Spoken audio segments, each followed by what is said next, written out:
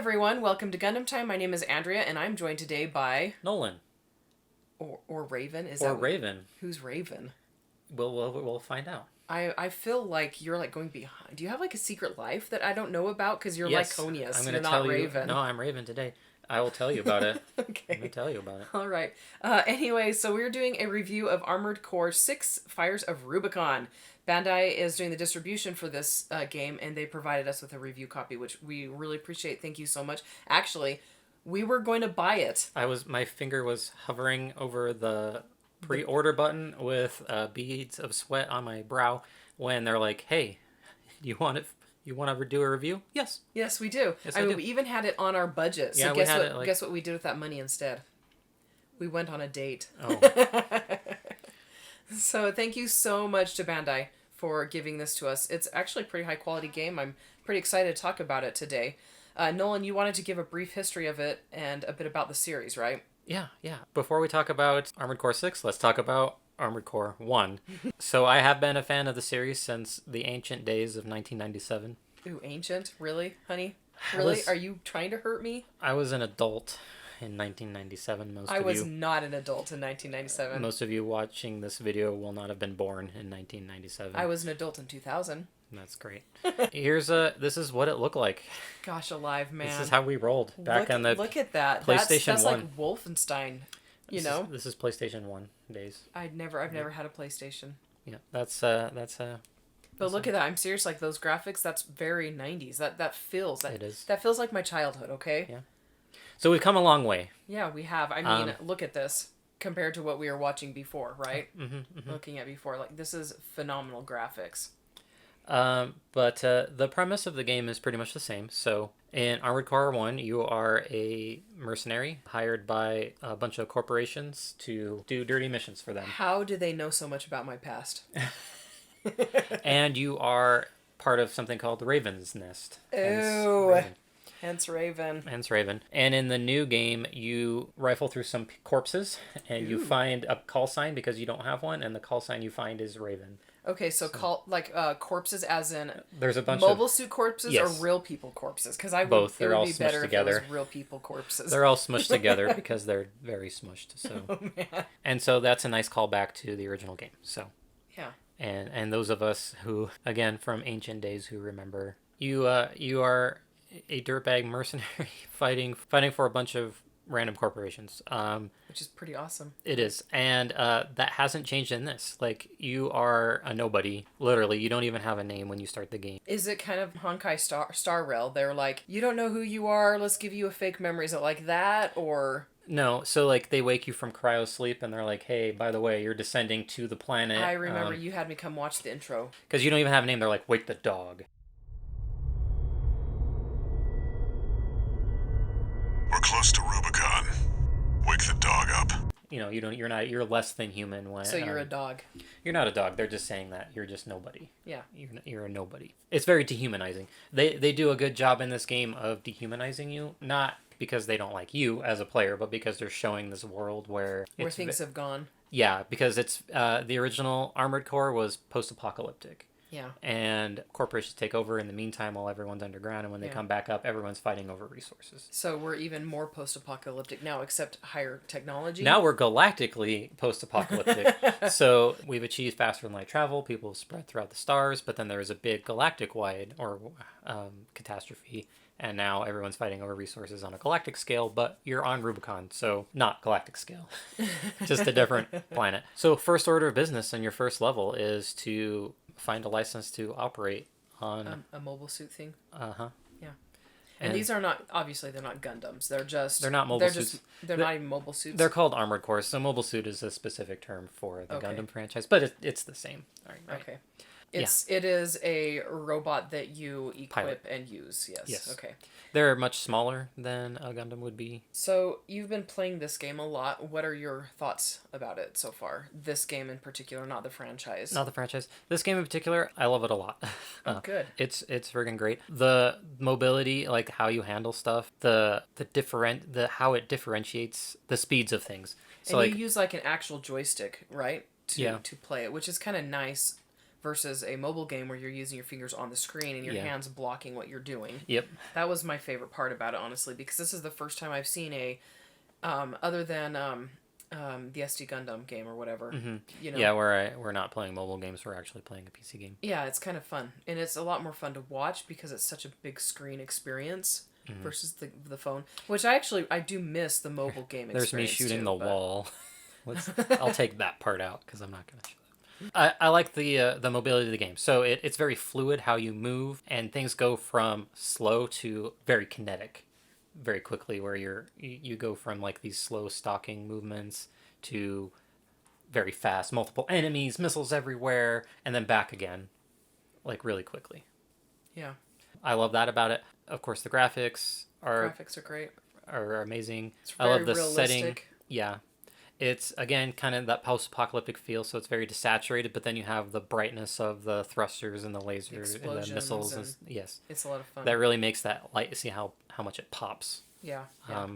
It is it's very eye-catching. It's very pretty. I'm going to compare it to GBM just because that's my frame of reference. Sure. But GBM was also very pretty. You know, they put a lot of time into the explosions. Yeah. You know, and I that's one of my favorite parts about Hollywood are the unrealistic explosions. So, Yes. but yeah, I liked it because I like the movement of the robot. It's not clunky. It doesn't glitch, you know. I mean, No. I guess this would also depend on your system you're playing it on, but it's just a very smooth experience.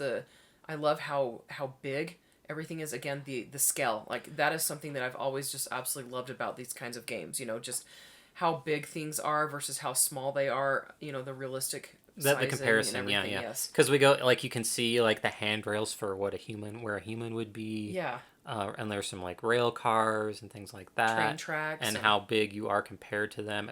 And then that makes you feel big, but then you come out into these big open spaces, and then you feel small again because of the scale of the industrial complex that the complexes you're going through, or At the world. this point, I try to convince you to step off the edge, and you would not do it. No. But one thing that I actually thought was kind of a little unrealistic is you're like running into all sorts of things and it's not damaging you. No, you don't really take fall damage, I don't think. I've fallen from pretty far. and Running it into buildings. I slam into buildings using my assault booster like full bore, and it's fine. You're like trying to get used to I'm like- the gameplay, and you're like running into walls while you're trying to go over the wall. Yeah, I'm like, it's been a minute since I've done this. My Devil May Cry skills aren't as coming in as handy as I thought they No would. kidding. I was hoping they would, Yes. where I can button mash more. So anything about the game that you don't like? The levels are pretty big, and there is a lot of space, but the first boss you fight is kind of restricted by the dreaded invisible walls. Oh, that's right. You were complaining about the boundaries. You're like, I keep bumping into them, even though there shouldn't be Yeah. a wall there. Yeah, it just it hasn't really come up that much otherwise, but a couple of, like, I've played that first level a few times. That helicopter And guy. yeah, and a couple of times I've just like tried to attack him, and then he's on the other side of the invisible wall, and it's like, you can't follow him. I'm like, That's really aggravating. So that is something I don't like. They also took out the debt system, so used to, like, because you're a mercenary, you have to pay for everything.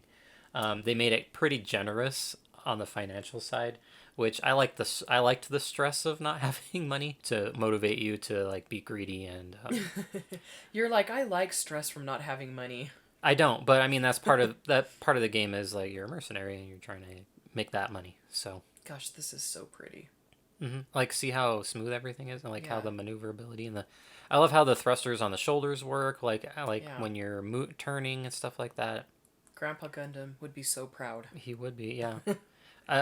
If So- only they made a Gundam game Where like do this. you, as in you, the human pilot from? You're in the this? body. in the body. Okay, Yeah, it's not big enough. not it's in the not groin. Not in the groin. This is not like the Turn A Gundam. No. Or the Jehuti from Zone of the Enders. Yeah, yeah, That's another one where you ride in the crotch. yeah. Isn't this where you ran into the wall a couple times? There is a wall. So there is an end to the level, but I wasn't fighting anyone. I was just exploring the edges of the map Oh yeah. just okay. to see how far Far I you could could get. go.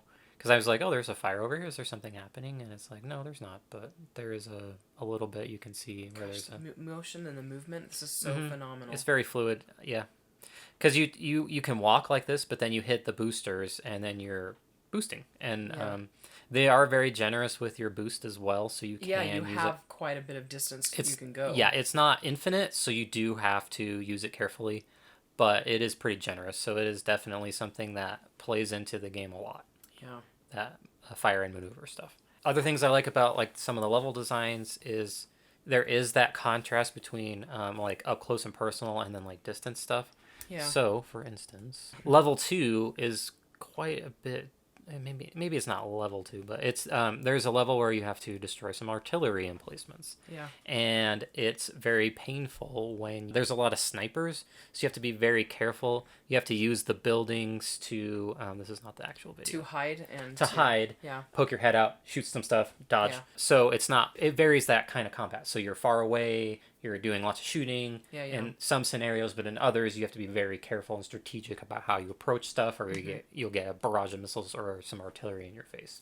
So they did a really good job making it so that you might have to choose different weapons depending on your level, Yeah. and think really strategically about what kind of what your mission objective is and who you're going up against. So it doesn't have as many options as say like GBM did for all the like hundreds and hundreds of parts, but you can. That is good for me though. As YouTubers, my followers would know, the customization was the part that overwhelmed me the most about GBM. Yeah. So there's not as many options, but there's a lot of stuff you can do to customize your AC, which is AC. Everybody's fighting ACs. It's like nobody can have air conditioning anywhere on this planet. Forget it. Yeah, no kidding. Destroy that AC. And it's like, why? Why? You can't be comfortable. It's so great. Actually, I did notice that when you were saying ACs, and I was like, You're like, I don't know what you're talking about, honey. that window unit is not allowed. No window units. Customization. So tell us about customization then. I don't have a ton of things yet, but one of the things I enjoyed most, especially about, well, the whole franchise, is the ability to customize. There's lots of fun things that you can do to optimize your Armored Core to your fighting style or to the needs of the mission. And you can buy lots of things. You can, have pistols and like bazookas. You can have 2 bazookas. You can do all Nice. yeah, you can like pack it in there. Like I said, I'm still kind of early in the game, so there's not a crazy amount of things to buy, but I am looking forward to getting into it more. And there's my Raven symbol. Oh yes, is that your Raven symbol or just The one I stole from the dead guy, yeah. Okay. Those of you guys who are watching, what do you guys think? Have you guys tried it? Have you downloaded it? If not, you should download it. If you guys like this kind of game, and if you're a fan of this franchise, or even Bandai, and you haven't played this in this franchise yet, support them. It is fun. It's I'm going to be watching Nolan play. Like, that's what I grew up doing, was watching my brothers and my dad playing video games. I almost never played them. But anyway, so are you guys planning on downloading it? Are you guys planning on playing it? If you have already, what are your thoughts so far? And if you haven't, why not? I think this is a very high quality game. And yeah, FromSoft has been killing it. All of the games they've been releasing lately, well, since ever, have been high quality. They've been really great, yeah. Dark Souls and Elden Ring, Diablo. No. Not Diablo. Not Diablo. Diablo 1 and 2 Blizzard. Was Blizzard, and they were amazing too. But Yeah. That's not what we're doing today. Anyway, so thank you so much to Bandai for gifting this to us. We really appreciate it, and it's a high quality game. I hope it does well. I think it should. Yeah. And It's thank got you to From Software. thank you to From Software for the game, because I'm sure they were involved in it since Bandai's distributing it. You know, allowing us to have a free copy. And yeah, that's pretty much it, guys. Comment below. Let us know your thoughts on the game if you've played it yet, like I was saying, and anything else you want to say. No, it's a great game. Go out and get it if you haven't. Yeah. So that's pretty much it, guys. Hit the like and the subscribe button and the bell icon to be alerted to future videos.